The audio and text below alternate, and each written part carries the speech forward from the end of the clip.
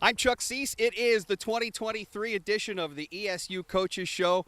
I'm here with head football coach Jimmy Terwilliger. There's no better time to talk sports than we're talking ESU football against Pace this Thursday night, kicking off the regular season. Fall sports are underway here at ESU, and of course football is one of the prime reasons that we're here talking today. Coach Terwilliger, you've had a great off season. I know it was a really, really hard-fought camp for a couple of weeks as the season gets underway. So what are you looking forward to most about this year's football season? Before we get to that, Chuck, we've done numerous shows at different locations. We're very blessed with our community to be able to open the doors. But what a cool setting to do it. In the house that Denny built at Eiler-Martin Stadium. There's a ton of new renovations to this place. It looks different now. You can see on behind us the scoreboard, the new lights that'll be present for this Thursday night. I can't think of a better place to do this show. I decided to kick the year off. You mentioned it. We've had a tough camp. This is to take one out of an old school playbook, Coach Dowds' old playbooks. We had a back to basics training camp. We have a good, very young football team, talented football team, with some great leaders, which you guys will meet in a few minutes. But what a great camp! And it was a tough, blue-collar training camp. It was very competitive. I'm happy that we're out fairly healthy. And it's game week. And what a time to be alive. You can feel the buzz around campus on the first day of classes. There's a lot of building going on at our university. It's kind of the sign of the times of how exciting it is right now at East Stroudsburg. And we're going to kick off Thursday night. It's going to be a live action night right here. So I hope everybody will come to see us play. A lot of new faces on the Warrior squad, and we'll have a new starting quarterback for ESU this year. Do we know who that is yet? Yeah, so Aaron Tobias is going to be under center to get the first call at quarterback one. Very competitive camp. We got 3 guys that can play it, though. Charlie McKee, transfer out of Stony Brook, Oceanside Township High School, has had a great camp as well. And Sean McTaggart is right there. We're very blessed. We got 3 guys that can take it at any point in time and play championship caliber football. But there's only one guy that can receive the snap on opening night, and that guy will be number 10, Aaron Tobias. Another exciting transfer, including Charlie McKee. You mentioned him, but is Randy Pfizer, who's provided some speed. Those are the 2 things I'm hearing about this team this year. Speed, number 1, and depth, number 2. Let's talk about that. Yeah, so team speed is probably our biggest strong suit. It's the one thing that we wanted to increase in our recruiting, in our player development program. And I've seen that through the first 3 weeks of training camp. The guys are breaking my chops. We had done a preseason outlook for the year, and I said, hey, insert Randy Pfizer. Well, he's here, and he brings a different level of speed to that offensive wide receiving core. But let's not forget, Justin Cook is still the fastest guy on our team, set the returning record last year in his freshman year. He returns, and then John Siggins is back, has been one of the most lethal threats from the outside. We're going to move him inside. Evan Roche, Tyrese Brandon is also as versatile as can be. Chad Parton, who's been a 2-3 year guy for us, is also back. And then Benny Pembleton is a 4-year guy for us. So our wide receiving core has increased its speed. Should be a very dynamic passing attack. Hopefully we can spread the ball around and get a lot of touches from a lot of different people. And there's some new faces coming into the running game as well, as we'll see Mason Peterson in the backfield along with Tahir Mills and Tyreek Lewis. We're young and we're talented there. The guy that's going to start for us on Thursday night will be Tyreek Lewis out of Downingtown West. Tyreek, you guys have seen for the last 2-3 years. Electric back, can do just about everything. He's got the ability to break every run, and when he gets into the open field, he's lethal. But behind him, man, just a stall full of freshmen. Mason Peterson, Matt Frame from Northern Lehigh. You look at Deontay Crawford, freshman. Tahir Mills, you probably won't see Thursday night. We're holding him back a little bit because he's coming off of an injured wrist. But he should be ready to go. He's been practicing with us. He saw time as a true freshman. And those guys, you can split it however you want. Have the ability to take the ball into the end zone from wherever they're at on the field. Defensively, of course, Deshaun McCarthy leads that defensive line. But you've got guys like Serge Felazor back at the linebacker spot and Jameer Crumpton in the defensive secondary. Those guys all bring a lot of game experience to your defense. Plus, there's a little bit of a wrinkle here. I think that some people may be aware of, may not. But, Mike Lackey came in as your defensive coordinator several years ago. Sometimes it takes a couple of seasons for players to grasp exactly what the defensive theories are all about. It seemed to me that in spring and here in the fall camp that the defense may have a step above the offense right now. Well, you don't say that to Big Twig. Yeah, we'll all be in trouble. I said there. may. May. We have a very stout defense. It's led up front, and Deshaun McCarthy as a senior captain obviously will get a lot of the recognition for it. But when you look down the defensive line, it's the reason why I'm going gray and my receding hairline's going. We practice against these guys day in and day out. Guys like Darren Blackwell, guys like Deshaun Dixon will be a freshman for us, has been just an absolute terror up front. Ryan Heber, Aiden Hayward, Makai Booker, and you look at it, it's hard to really game plan and put guys on one-on-one blocks versus any of those guys. So they're going to be the strength of our defense and led up by the front four. In the linebacking core, you mentioned Serge had over 100 tackles. I think was maybe the biggest snub on the all-conference list last year. Had a fine year for us. But we also have some electric linebackers that are going to be next to him. Khalil Scott, Ray Simmons, Matt Davis, all guys that can play east, west, north, south, and can make plays from wherever on the field. And then Paulie Carreras is a senior for us, and he's also provided some great leadership in that room. That front seven should be able to keep us in every game. And I know this because we've been practicing against them for 3 straight weeks. Yep. And it has been a terror to game plan against. Special teams unit be led by Devin Bartholomew again. He's been a great kicker for your program. He's just been a weapon. He's good. Every time the ball crosses the 35-yard line, your mentality changes a little bit when you have somebody that's been as consistent. He, by surprise, has been able to take over all 3 duties for us right now.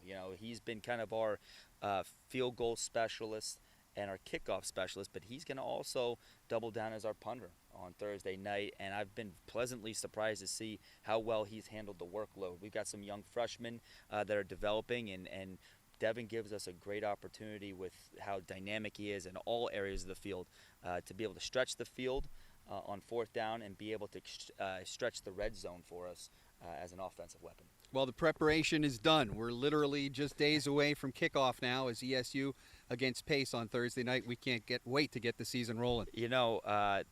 One of my mentors, best friends, a guy that I owe a lot of into my life, Ed Christian.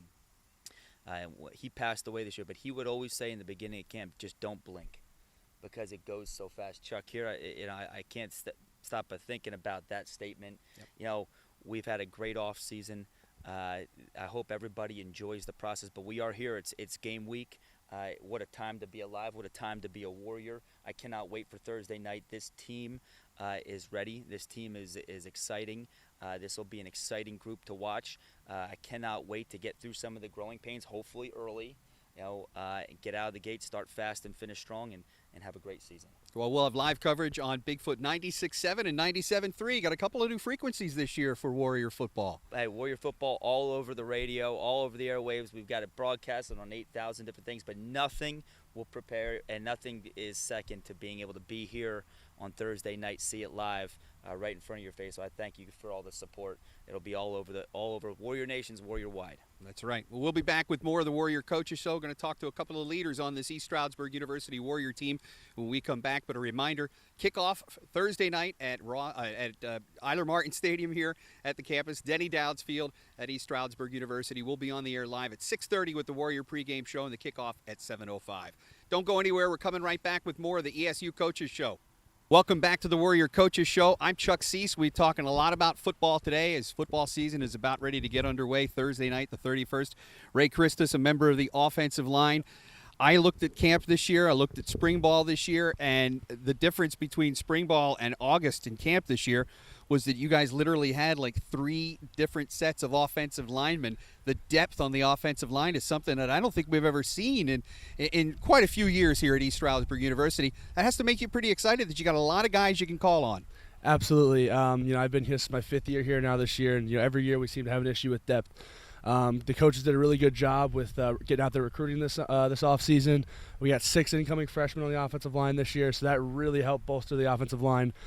just give us some depth pieces, give us guys to push us in practice, and really, help us get better every day. And it's been really exciting with the 3 sets of offensive line, like you said, just see guys grow and see guys get better, and the future looks bright for us up front. What does it mean to have the continuity that you've had on the line for the last several years? I mean, you look everywhere up and down the line, and it's all returning starters. Yeah, absolutely. I mean, you look at I was thinking about it the other night. We have 4 of us that are starting this year. All came in together in 2019.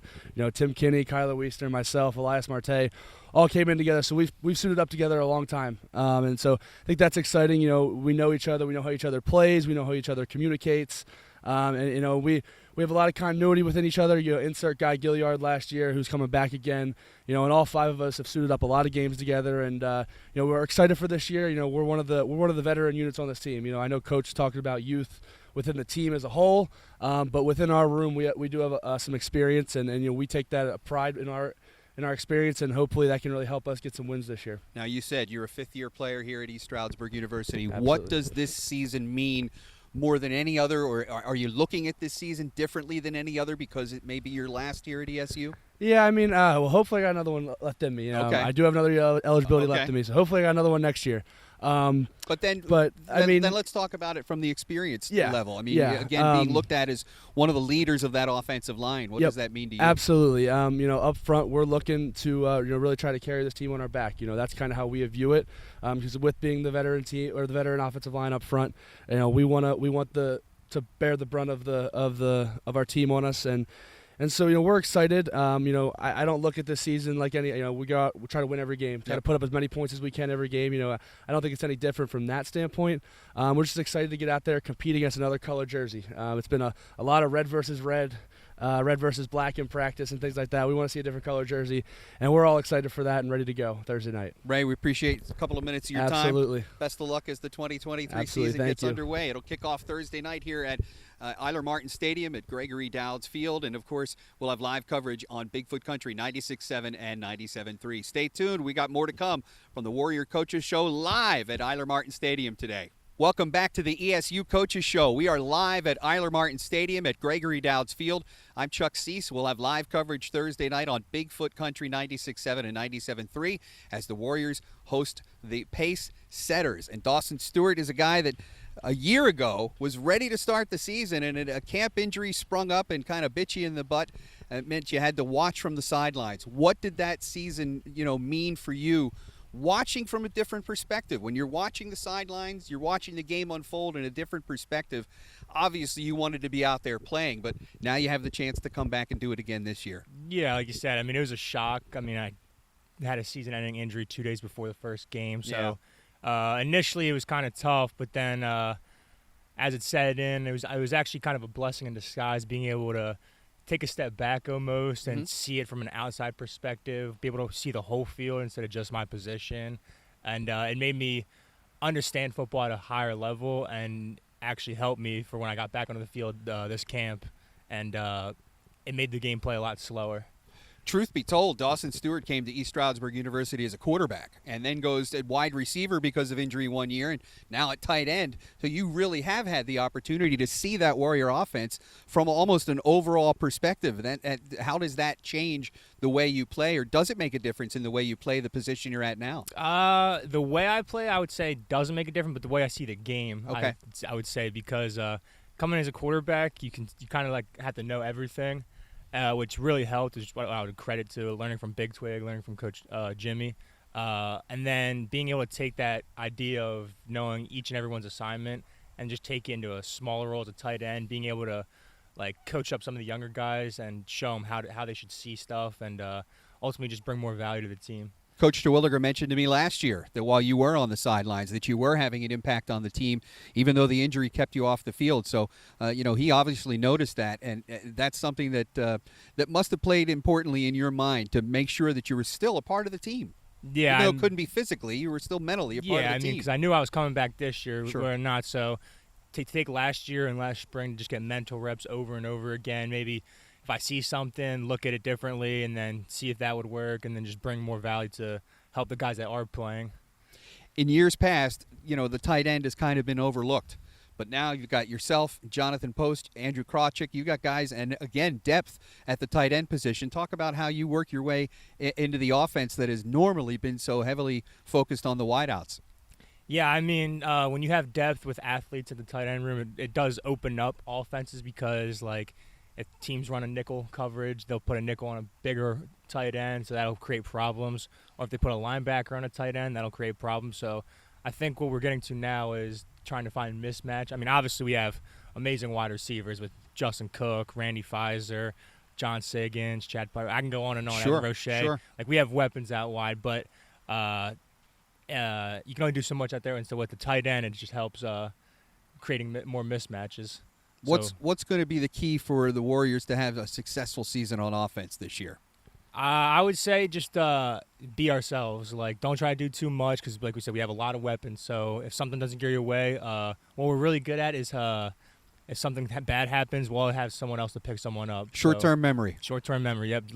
Forgive and forget is what we say. And like I said, we have too many weapons to not be stopped, so it'll be tough. Well, big 1-4. Can't wait to see you out there on the field. Appreciate it, Chuck. Thursday night against Pace. Live coverage on Bigfoot 96.7 and 97.3 beginning at 6:30. But make sure you follow the Warriors. The ESU Coaches Show will be here all year long talking about all the different sports here at East Stroudsburg University. We've got more to come, so don't go anywhere. The ESU Coaches Show is coming right back. I'm Chuck Seese. Welcome back to the ESU Coaches Show. We are at Eiler-Martin Stadium. We're at Gregory Dowd's Field, where there are lots of improvements. And here to tell us all about it is Athletic Director Dr. Alan Snook. Yeah, hey, Chuck. Great to see you. Great to see you. Ready for another season? Busy week, I'm sure, as you get set for all kinds of things happening. And football is no different. Thursday night, under the lights here at Eiler-Martin Stadium. Let's start there. New lights. Sure, new lights, yeah. So we have a agreement with Musco. So President Long said to me, he said, we want to start setting the standard for the conference. So we'll be the second school in the conference that has essentially Showtime-ready lights. Wow. Also, our good partner, Wind Gap Electric, they were kind enough to help us out. So we have a light package. I believe we're the only school in the conference that has that. So Thursday's going to be an interesting night for us under the lights. It's absolutely phenomenal. I've seen a little bit of a display here as they were prepping for the season, and it really will add to the atmosphere for all the teams that play here Absolutely, at Eiler-Martin Stadium. 100%. And another thing, as you may have noticed behind us, the brand new video scoreboard. Yeah, so brand new scoreboard. It's about 4 times the size of the last one. We have a lot of new capabilities on that we didn't have with the old one. In addition to that one, we have a brand new scoreboard, video board at White Knight. So lacrosse and field hockey are also going to have kind of the same opportunities on their field. And news literally almost breaking over the last week or so as the permits have come in for the changes over at Creekview Park. You're doing some improvements there. So Creekview is also, both softball and baseball are going to have brand new 10-inning scoreboards. They will be starting the construction on that on Wednesday. That's awesome. So what are the big challenges that face you as you start a new school year? I mean, here we are, and then literally classes beginning today on campus. I'll be honest with you, Chuck. I think our biggest challenge is we have to top last year, and last year was a heck of a year for us. It really was. Both athletically and academically. Championships, postseason play in many different sports. Field hockey, obviously, the crowning champion, literally, in Division II. That's pretty cool to have that coming back. Yeah, we had 19 of our 22 teams in postseason play, and then out of those, 9 of our programs were in NCAAs.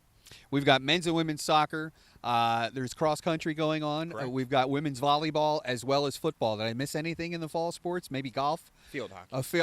How could I not mention field hockey? So lots of things are happening here on campus. Of course, ESU football gets underway on Thursday night. We'll have live coverage on Bigfoot 97 and 96.7 and 97.3 on your FM dial. Anything we're missing?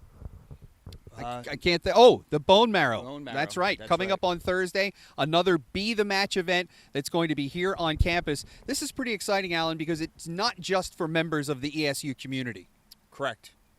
The opportunity for people in the public that want to be part of this program can do it. If you're between the ages of 18 and 44, there will be a match event here on campus on Thursday. It runs from 10 o'clock to 3 o'clock. You'll be at Dansbury Commons. Correct. As well as? We'll be at Kaler Fieldhouse. Kaler Fieldhouse. Yep. Okay. So this is basically to put you into a registry that if there are donors or if there are somebody that needs a bone marrow transplant, you may wind up being a donor. You never know until you take the test. So that's an easy way to get that done. It's an easy way, and if you can't get to campus on that day, if you text ESU Saves 61474, you'll register, go online, you'll register, and they'll send you a swab kit, swab yourself, and then send it in.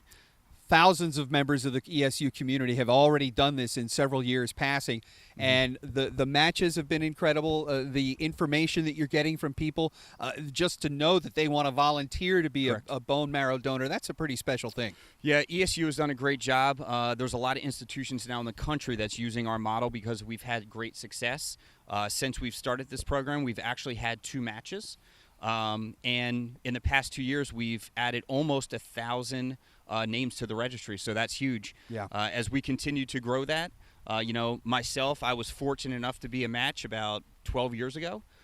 So just knowing that we have the ability to help the larger community is huge for us. Yeah, this is in conjunction with the Andy Talley Foundation. We interviewed him a couple of years ago here on campus. So again, Thursday between 10 a.m. and 3 p.m. at Dansbury Commons and at Kaler Fieldhouse. You can get all the information you need, and hopefully you'll join the Be a Match program. That's right.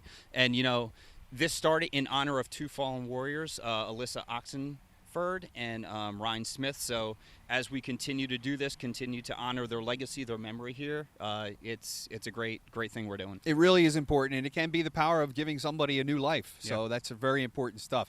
That'll wrap things up for our first edition of the ESU Coaches Show. We will be coming here. Our plan is to be here every week to talk about things that are happening on campus here at East Stroudsburg University. Dr. Snook, thank you so much. Always a pleasure, Chuck. Our thanks to Dawson Stuart and Ray Christas, and of course Jimmy Terwilliger, the head football coach here at East Stroudsburg University. Look for us again real soon. We'll be looking for you here on the ESU Coaches Show.